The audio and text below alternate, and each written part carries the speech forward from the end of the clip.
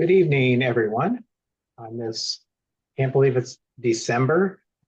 I was telling Deborah that's like, oh, December, well, that'll be next month, right? And I'm like, wait a minute, no, it's here. So holidays were busy. Haven't adjusted to being into a new month. So I thought I would begin tonight with a short reading, and we'll follow that with probably a half an hour, 35-minute meditation. And then I'll very briefly talk about some of the chapters in Pema's book, Comfortable with Uncertainty. And then we'll open it up to discussion, which will be open to the readings as well as just your general practice questions you may have. So many of you know this poem. I've read it many times, but I still like it. Walk Slowly by Donna Falls.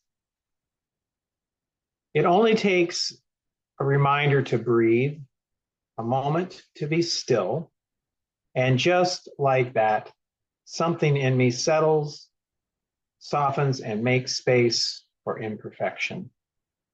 The harsh voice of judgment drops to a whisper, and I remember again that life isn't a relay race, that we will all cross the finish line, and that waking up to life is what we were born for. As many times as I forget, catch myself charging forward without even knowing where I'm going, that many times I can make the choice to stop, to breathe and be, and walk slowly into the mystery.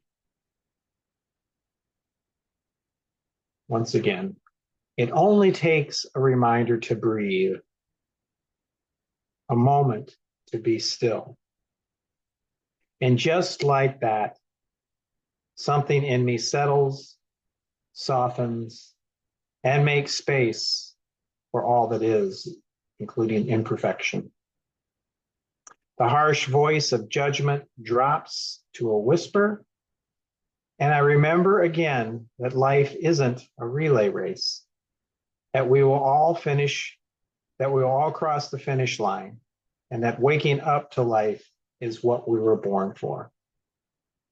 As many times as I forget, catch myself charging forward without even knowing where I'm going, that many times I can make the choice to stop, to breathe and be, and walk slowly into the mystery. So welcome, everyone. This next section of the book had a bit about meditation, and so I thought we'll kind of have a guided practice tonight that walks us through a bit of what we've done in the past. We've done a lot of the loving kindness practice. Tonight, we'll focus a bit more on the core practices of concentration, meditation, or shamatha, mindfulness, noticing what's happening while it's happening, and then vipassana or insight meditation, which helps us to begin to see that things are impermanent, that the sense of a solid self is not as solid as we might think when we investigate it. And we can also begin to look at our own reactivity, what we tend to grab onto, the pleasant, and push away the unpleasant. So these practices will kind of walk us through that concentration, mindfulness, and insight meditation. So if you want to settle in and maybe take notice of your posture, feet can be flat on the floor.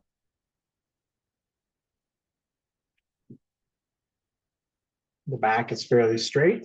Arms can be resting, or the hands can be resting on the legs, or you can have the hands resting in one another, whatever's comfortable.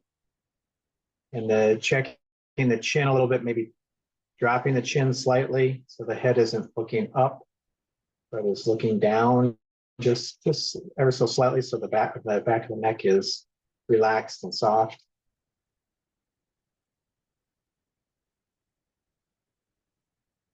And just coming into awareness of the whole body right now.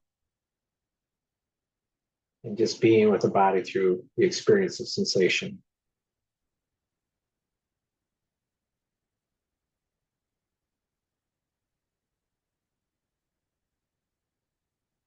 And as we begin, just letting go of any expectations for the practice tonight, whatever happens, happens. The mind might be particularly busy. There might be moments of calmness. There might be moments when we have insights, but just allow whatever is there to come and go in following the practice as I guide it.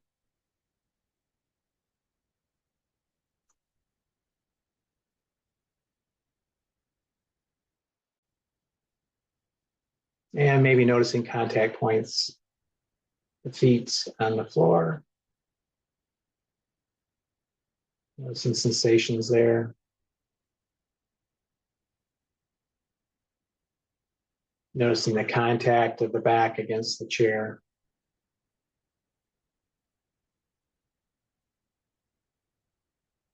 Noticing the sits bones contacting the chair.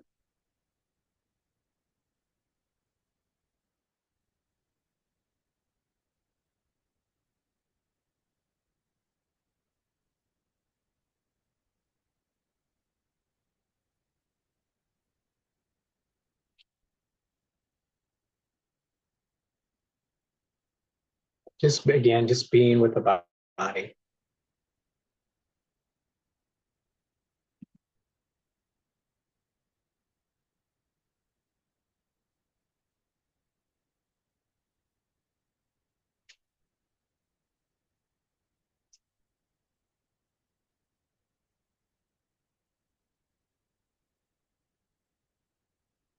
Bringing attention to the breath now. And just being with the rhythm of the breath in the upper body, feeling into the abdomen and the chest, the ribs, the shoulders as we inhale and exhale. And just take 4 or 5 slow, deep breaths, relaxing on each exhale.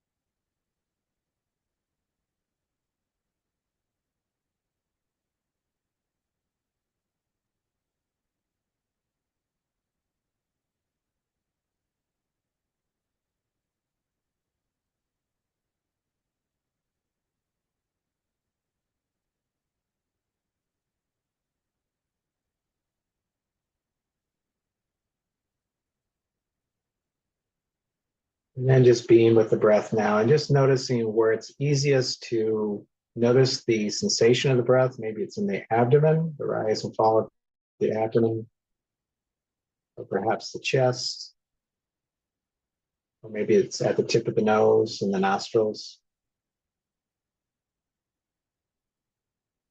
Just tuning into that, wherever it's easiest to be with the sensation of the breath in the body. Could even be the entire upper body as we inhale and exhale, whatever works for you.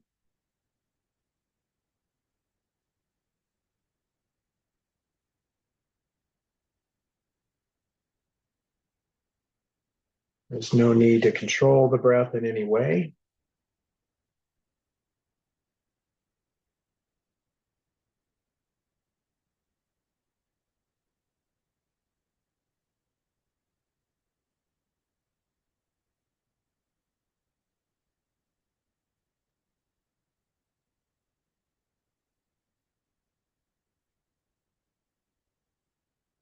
Just being with the subtle rhythm of the breath.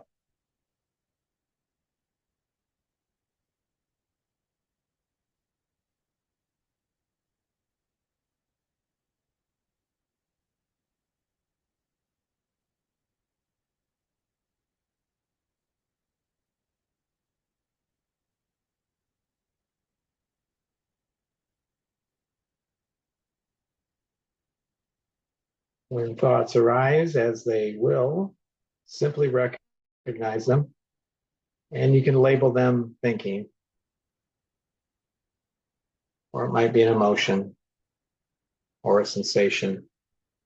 The thinking, emotion, sensation, just label when things come up and then gently dropping back to the breath in the body.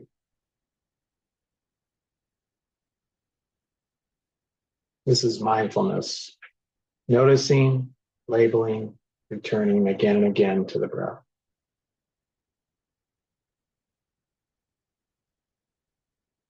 So there's an awareness of what's going on as it's going on in the mind, a labeling it, and a dropping back to the sensation of the breath.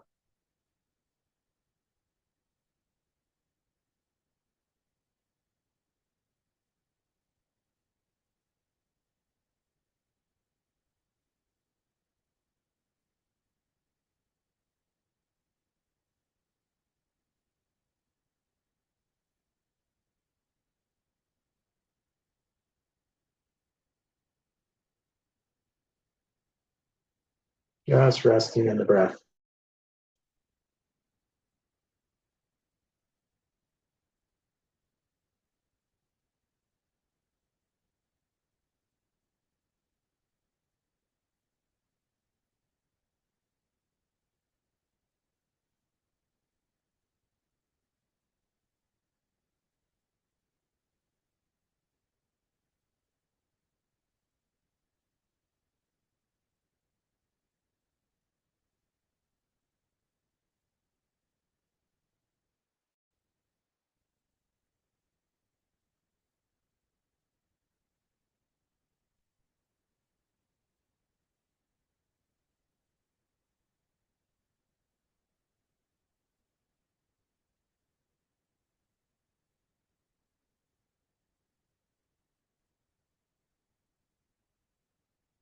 And now just expanding the awareness beyond the breath and begin to observe all experiences as they arise.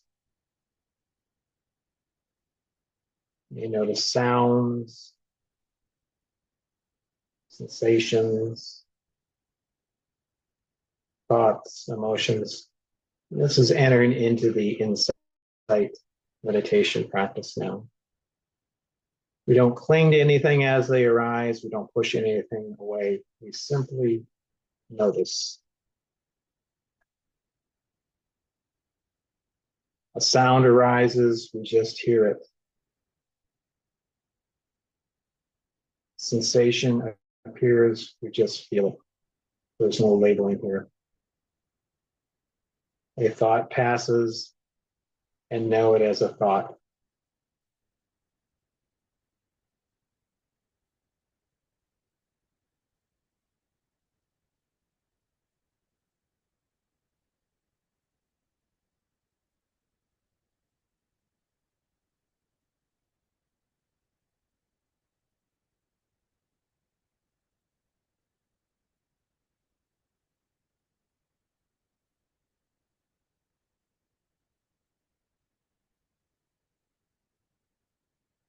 And once again, if you'd like, you can label these experiences.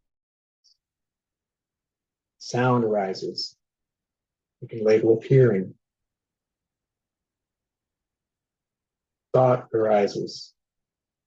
You can label it thinking. Sensations arises. Label it as sensations, which can be a wide variety. It might be tightness or itching, or heat or cool. It's a sensation. Emotions arise. Let's label it emotion. And then let it go.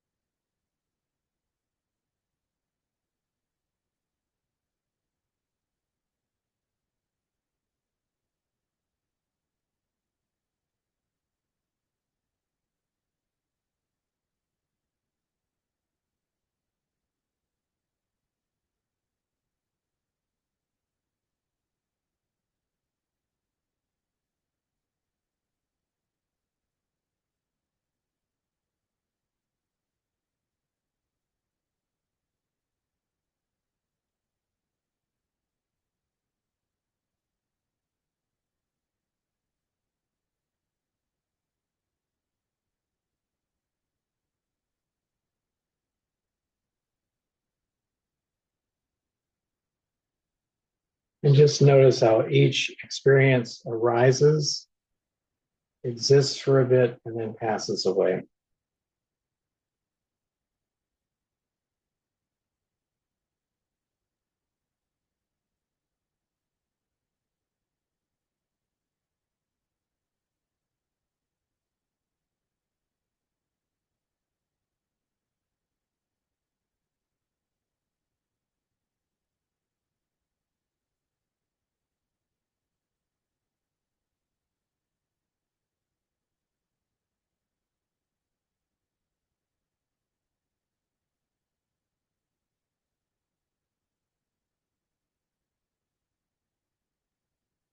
Just resting in the moment by moment movement of thoughts, emotions, sensations.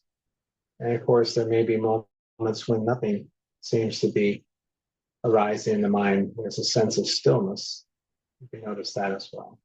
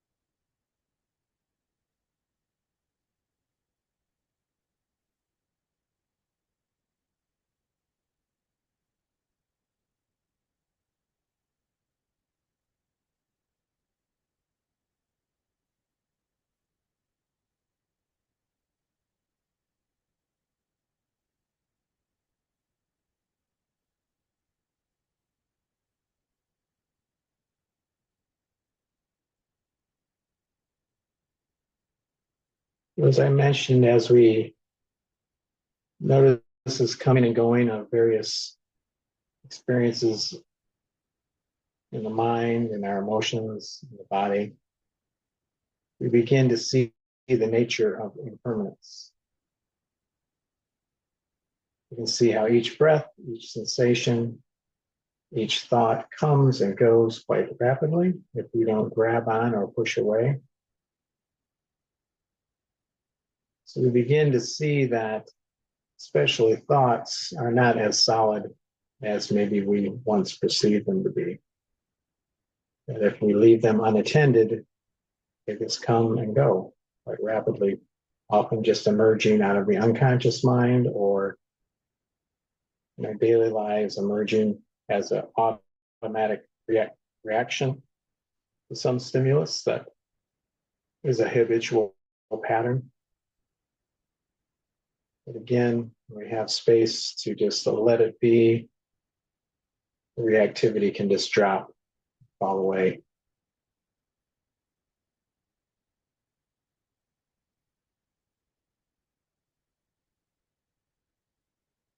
So this insight into the rapid movement of thoughts, emotions, and sensations begins to give us that insight of impermanence and insubstantial nature of these three areas of our experience. They're not that solid.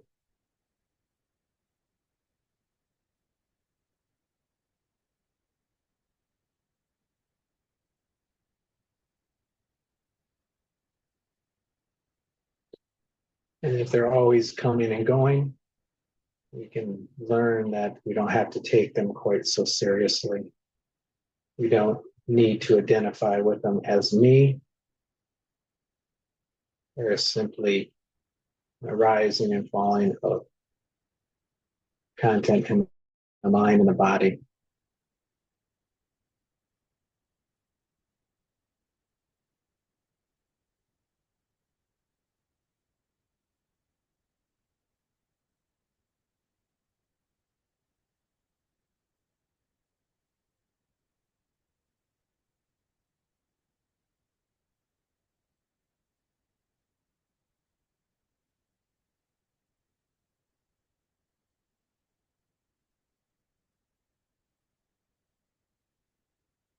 Then the next quality of the insight is noticing craving or unsatisfactoriness, seeing how craving for pleasure or pushing away pain leads to a certain level of restlessness,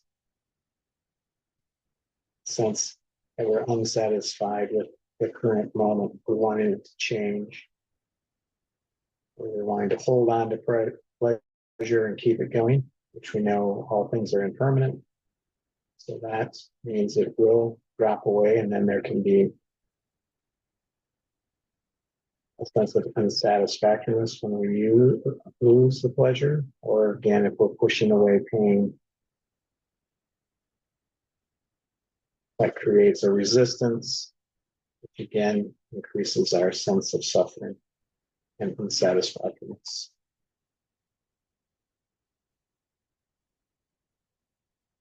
So craving after pleasure is kind of a losing game because we can't keep it up for a long time, and then there's unsatisfactoriness when it subsides. We're just noticing that experience of unsatisfactoriness with both experiences of pain and pleasure.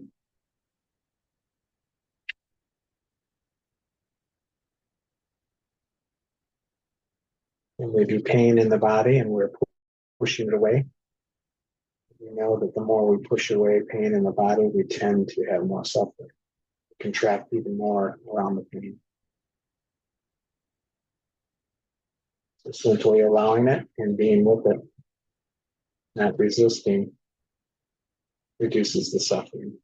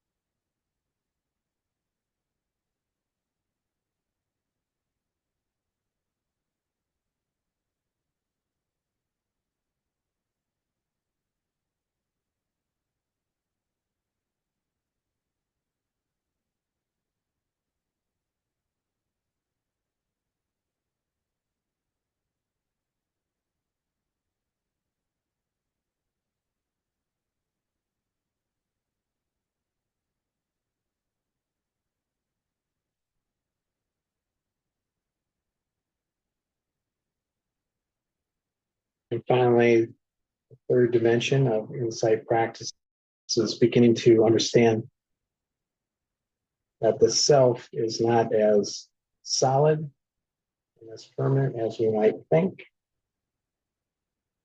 No part of our experience is permanent or fully under our control. So we begin to see that a solid, strong ego sense is primarily a creation of thought. As we begin to understand that thought comes and goes, it's impermanent, so too is the self not as solid and as permanent as we often believe it to be.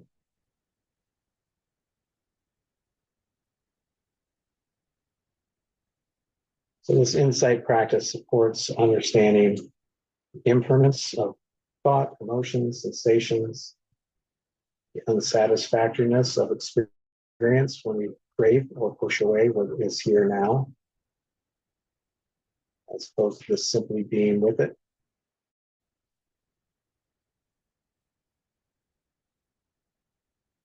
And those two dimensions help to open us up to an understanding that strong separate sense of self is a creation of thought. And so too is impermanent and always changing.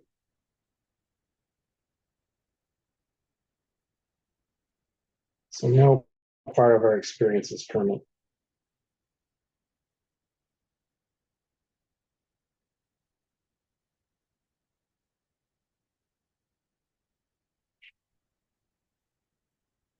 Just resting in clear seeing, being curious about our experience as they come and go, seeing the impermanent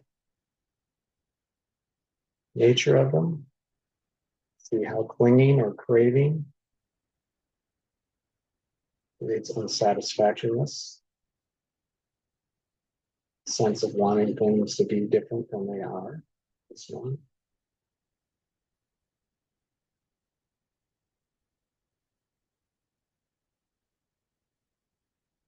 Those two together begin to help us see through the illusion of a strong, separate ego self as being a creation of thought, and not fully our true essence, which is prior to thought. It's simply spacious awareness. We'll move into that practice in a bit. Touch that part of our awareness.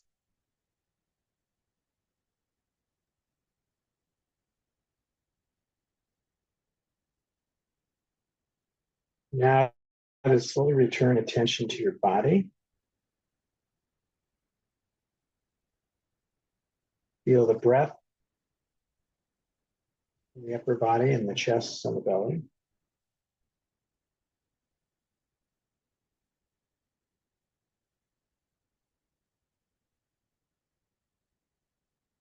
Notice the sounds in the room around you.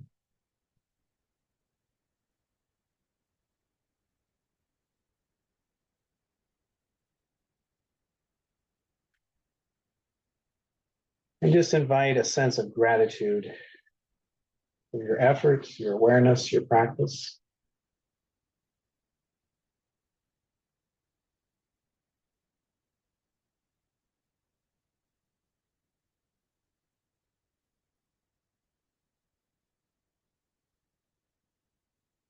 Now just noticing this experience of being aware right now with the whole body, resting in awareness itself.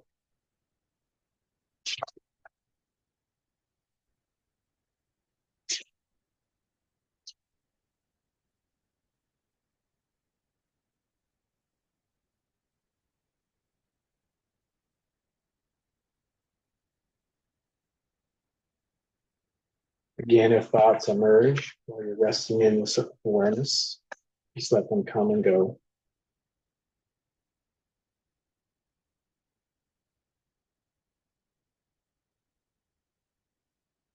Just letting go of any need to control or grasp, and just simply rest in the present moment. Thoughts, emotions, sensations can arise and pass in the background of judgment.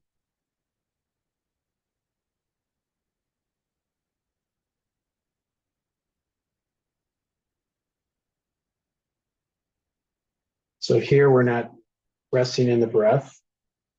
We're not coming back to anything. We're just resting in the totality of our experience.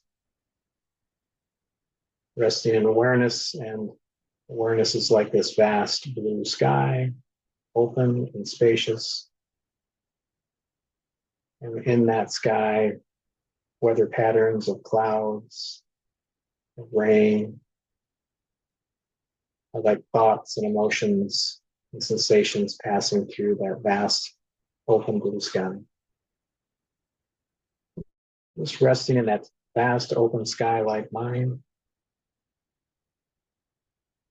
Just whatever comes and goes, clouds, the rain, the winds in that sky, just allow them to rise and dissolve of their own accord.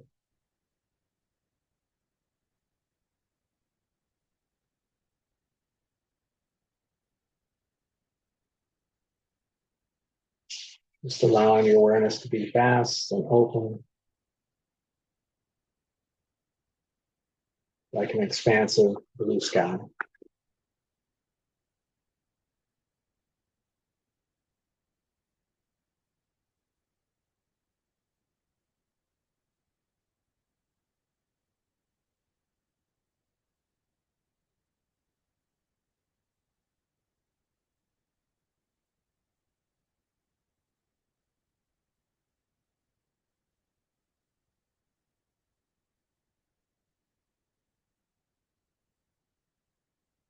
In this final practice, Dzogchen, there's nothing to do, it's simply resting, it's spacious awareness, this being aware of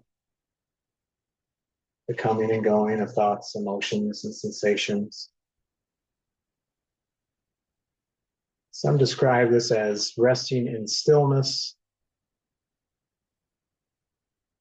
while there is movement all around, stillness within movement. So the movement of thoughts, emotions, and sensations come and go really automatically. But we can simply rest in stillness without grabbing on or pushing away the movements of thoughts, emotions, and sensations.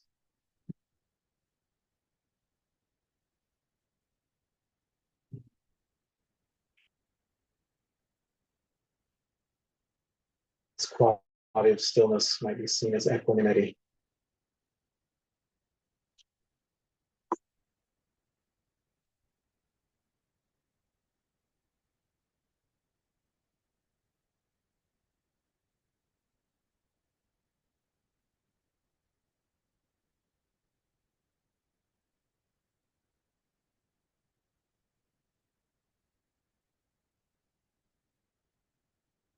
And this equanimity is a quality of even-mindedness and impartiality grounded in deep wisdom. This equanimity understands that all beings are owners of their actions and that we cannot control the unfolding of others' lives.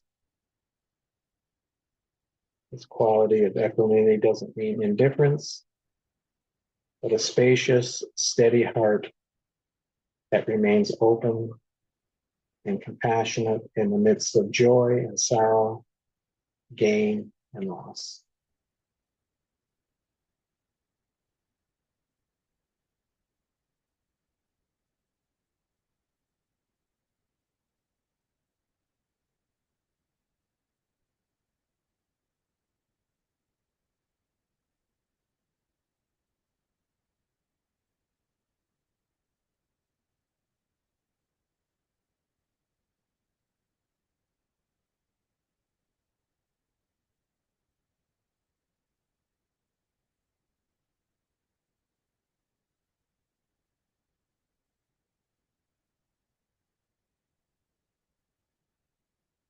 Just take a moment to reflect on your experience. Right? Recognize that the awareness you experience is always present, even when you're not actively meditating. This quality of this open sky, spacious awareness is the foundation of your true being.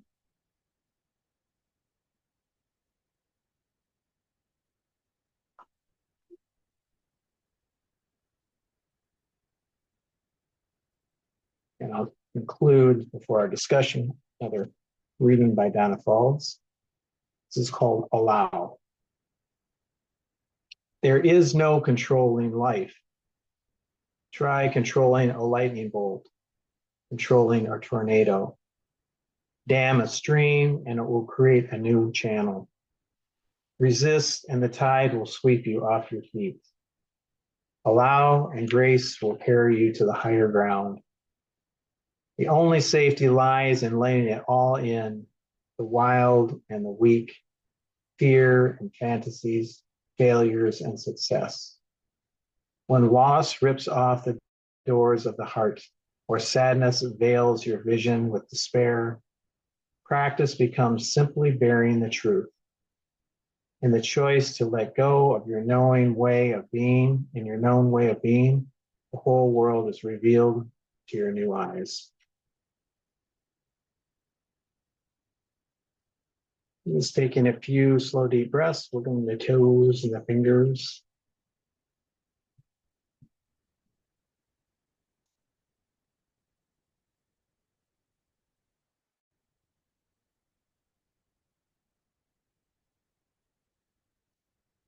So I thought I would open with just a little short reading of one of Emma's sections in her book. And it was chapter 11. And this is quite appropriate for our meditation practice. And she calls it the 4 qualities of my tree. This meditation takes us just as we are, with our confusion and our sanity. This complete acceptance of ourselves as we are is a simple, direct relationship with our being. We call this my tree. There are 4 qualities of my tree that are cultivated when we meditate. The first one is steadfastness, and when we practice meditation, we are strengthening our ability to be steadfast with ourselves, whatever arises, in both the body and the mind. It's a deep abiding in what is without running away. The second is clear seeing, is another way of saying that we have less self-deception. Through the process of practicing the technique day in and day out, year after year, we begin to be very honest with ourselves. The third quality of my tree, experience our emotional distress. We practice dropping whatever story we are telling ourselves and leaning into the emotions and the fear. We stay with the emotions, experience it, and leave it as it is without proliferation. Again, this is this whole thing of recognizing impermanence. Things come and go, so dropping resistance or proliferation would be considered resistance. Thus, we train in open and fearful. Thus, we train in opening to the fearful heart, to the restlessness of our own energy. We learn to abide with the experience of our emotional distress. And the fourth dimension of my tree, attention to the present moment. We make the choice moment by moment to be fully here. Attending to our present moment mind and body is a way of being tender towards ourselves, towards another, and towards the world. This quality of attention is inherent in our ability to love. These 4 factors not only apply to sitting meditation, but are essential to all the bodhicitta or the awakened heart practices and are helpful for relating with difficult situations in our daily lives.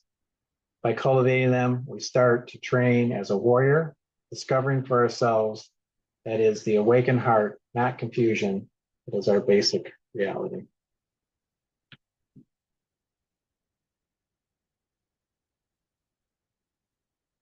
So I'll just mention, I think Pema goes on in these chapters, she talks about the root of suffering.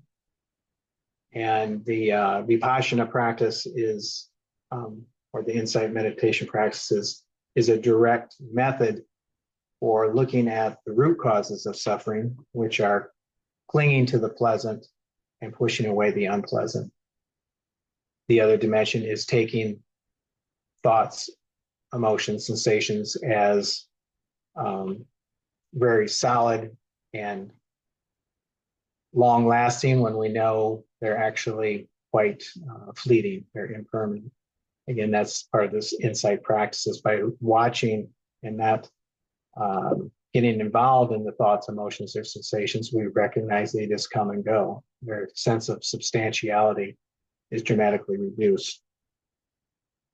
So again, the Buddha talks about suffering is grounded in that reactivity to life, where we're reacting towards the pleasant and wanting more of it, or pushing away the unpleasant, both of which increase our unsatisfactoriness or suffering in life.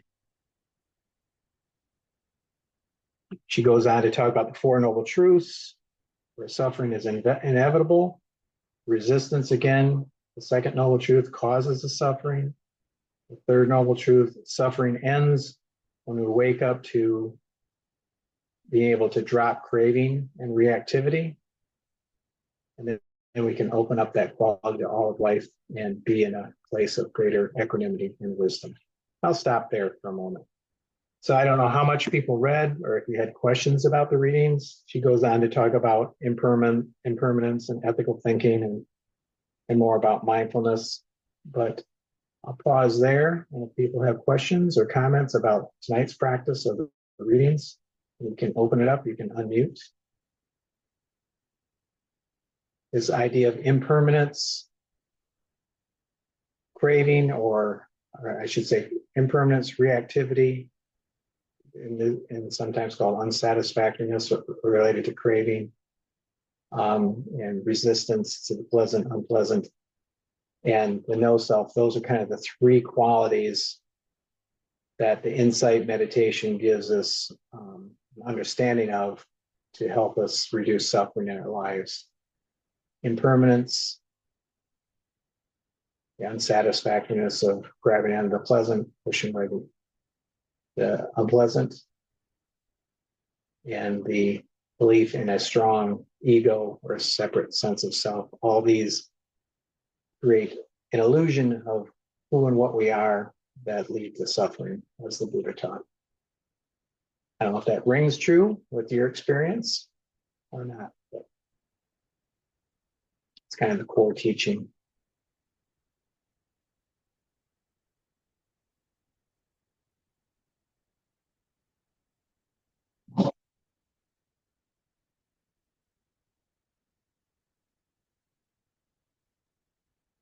I'm curious in your own life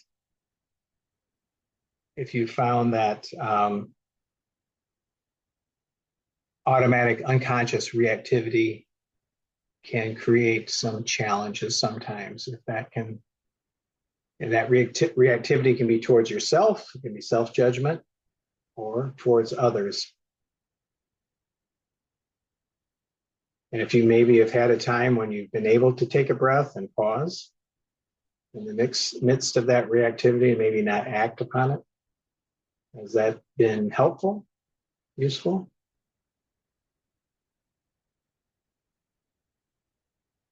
I assume yes.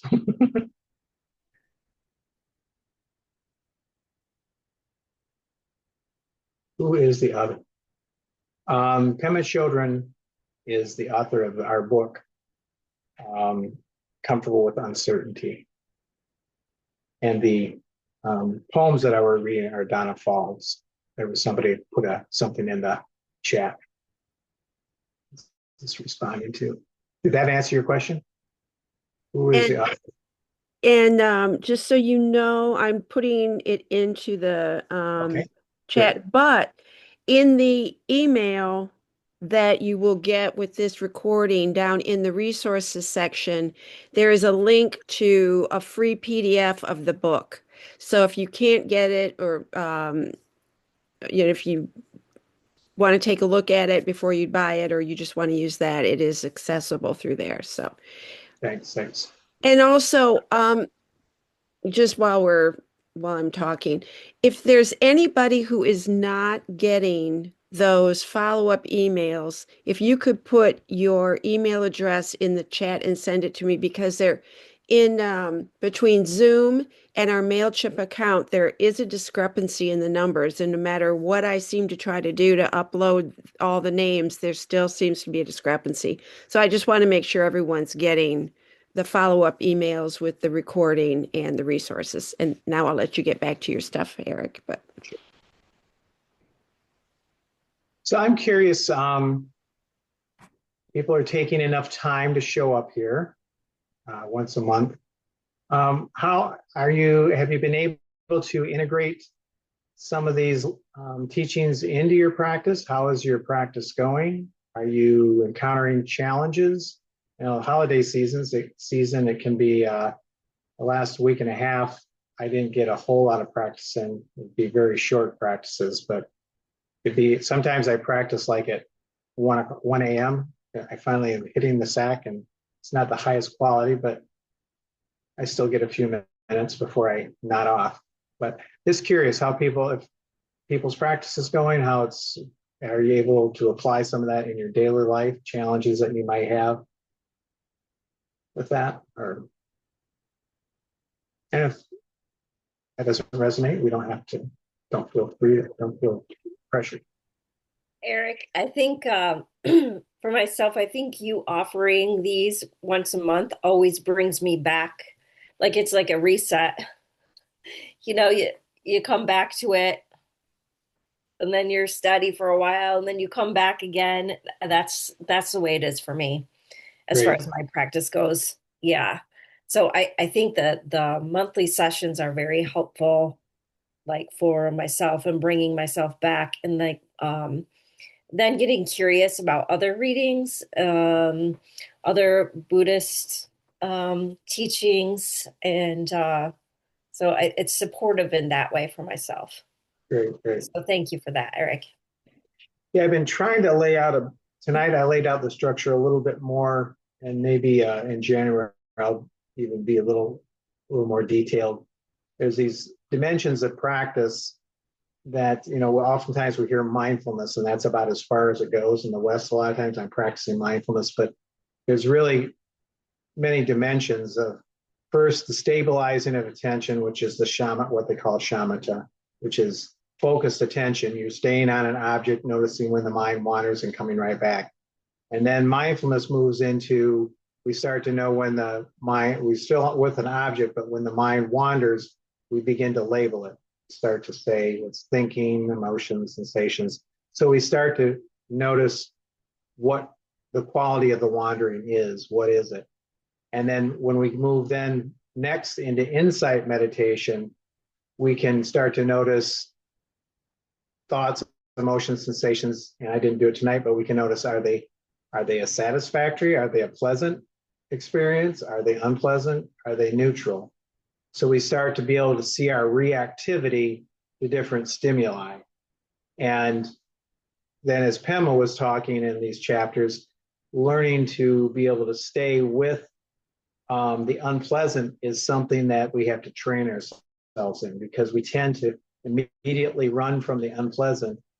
And as we know, as the science shows us with physical pain, when we try to push away or run from physical pain, it actually creates more suffering. Psychological pain there can be repression there, or we may cover it over with distraction, or some addiction might be a way of doing it, or control, whatever that might be, which then can blow up later when we aren't attending directly to whatever is happening in the moment. And again, what the insight practice starts to talk about as well is we see these qualities of impermanence, reactivity, and not a solid sense of ego. We start to really deconstruct how the mind creates a view of who we are as permanent and very solid and not very flexible. And what we find is we've created an image of who we are and what the world is, and it's purely made up of thoughts. It's not, and as we see thoughts come and go, it's like, well, how solid is it? You can make thoughts very solid if you keep repeating them and convincing yourself they're right and correct and defending it. You can just keep, concretizing them over and over again, and we can get very hardened in our beliefs. But we know that the more siloed we are typically in our beliefs, happiness probably is a little more fleeting. We have to create a smaller and smaller cocoon for ourselves to create that safety, so nothing is impinging upon that view that we have. So anyhow, It's an interesting process to deconstruct this solid sense of self and begin to see that um, it's quite a virtual reality that we've created. And when we can see that, we don't have to get as freaked out about the stories that the mind tells us about ourselves or the world. And we still act, but we have better discernment. We can discern between those reactions to life that are valuable and non-harming, and those that are perhaps harming to self and others. They may not, on the surface, we may not see that, but if we step back and look, we can start to see the difference between actions that promote connection and relationship and kindness and compassion, and those that create distance and division and fear and anger and all of that. So it's really we begin to get clear on what qualities of the mind are useful towards cultivating joy and energy and happiness, and those that get in the way of that. And it's tough because our habit patterns are so ingrained. They started at 2 years old, and many of them have been reinforced for however old we are. So deconstructing them is not a quick process. So sitting with our minds and seeing it more clearly can begin that slow process of healing. Well, we're almost to the end. Christy, thank you for your question. It allowed me to talk for another 7 minutes. It's like, I was gonna say too, Eric, I think that it's a lot about the curiosity. I mean, that plays a big role in all of that. I was just getting curious about all of what your mind is doing. It's kind of like, tell me more. What else? What else? When it kind of opens that channel up to talk with yourself a bit, you know, to get at the core of where the ego is. yeah, you can in sitting practice a lot. I'm trying to think within with mindfulness, as we're labeling something, if we come back to the breath, we've labeled thought, emotion, sensation. If a thought or emotion or even a physical, if it comes up and stays, it keeps coming up, maybe hangs out for a couple minutes, the same thing keeps coming up, we can switch from attending to the breath to this attending to whatever's coming up.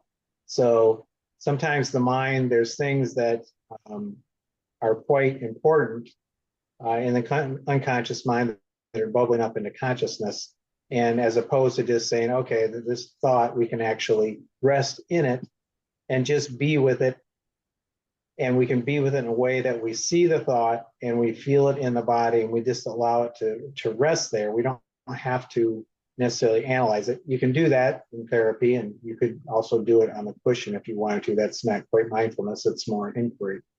But just allowing it to be there and feeling in the body can support a healing process, because oftentimes something that's repressed, just by noticing it and not pushing it away, but just receiving it with an open heart, allows that part to feel seen and begin the healing process. Parts work can be very useful to take that more deeply, and to inquire into parts and see what the root cause of that. The family systems work is different than mindfulness, but it's another dimension I don't teach, but it's very powerful to deconstructing the wounded parts of our personality. Mm-hmm. Yeah, I was thinking about it's similar to some of the things we do in some of our circle practices where we have some touchstones about how we're going to really listen to each other in the group. And one of the touchstones is about having a sense of wonder. So if someone says something, instead of judging it right away or responding right away, you just become curious, like Christy says, not just about your own thoughts, but curious about why that person is saying that and taking it deeper before you respond right away. But it Right. takes a lot of practice, just like mindfulness does, to have that be your natural way of being.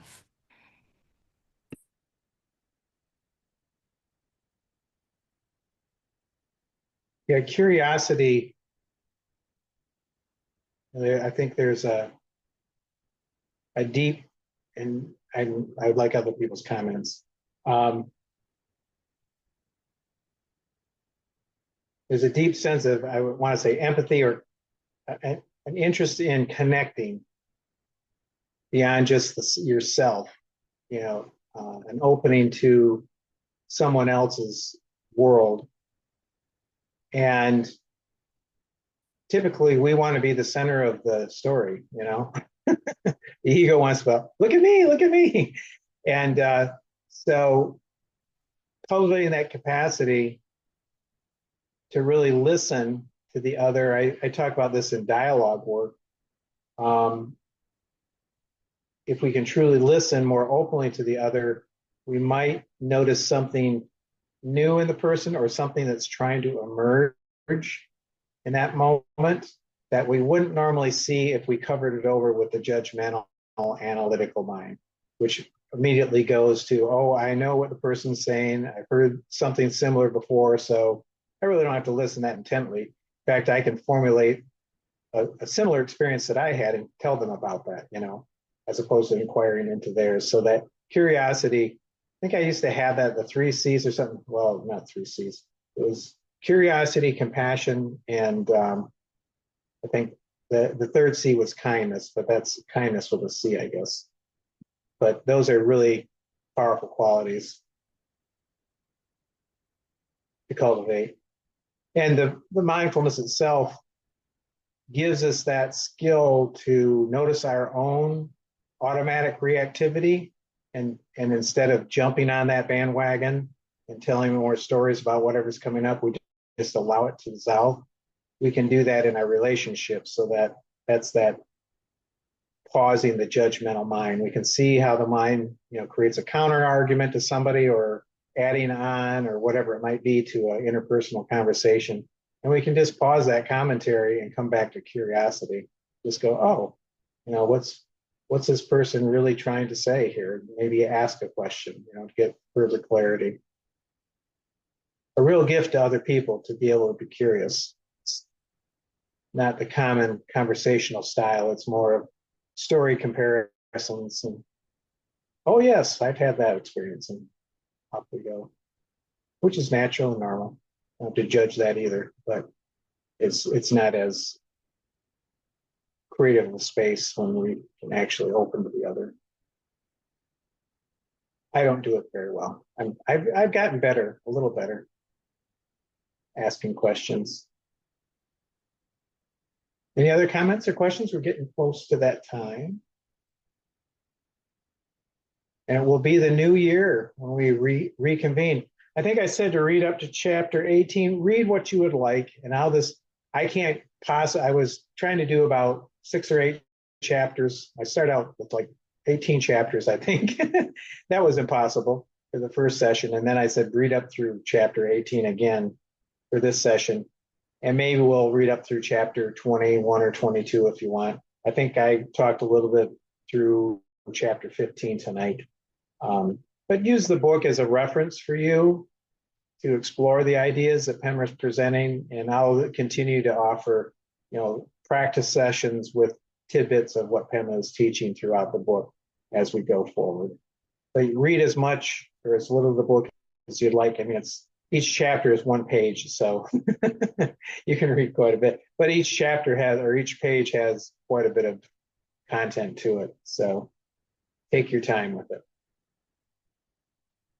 Any closing comments, or let's see, are there any comments in the chat box here? Okay, great. Yes, Jameson Whitney, she was here with us tonight. We're glad you could be with us.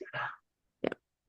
We'll see you all. We have closing slides. We have some slides, and I'm having challenges sharing, but I will do my best here. So our next session will be, of course, the first Monday in January, whatever that is, the 5th or something like that. I'm not certain. Find out. Okay, so let me see. Here we go.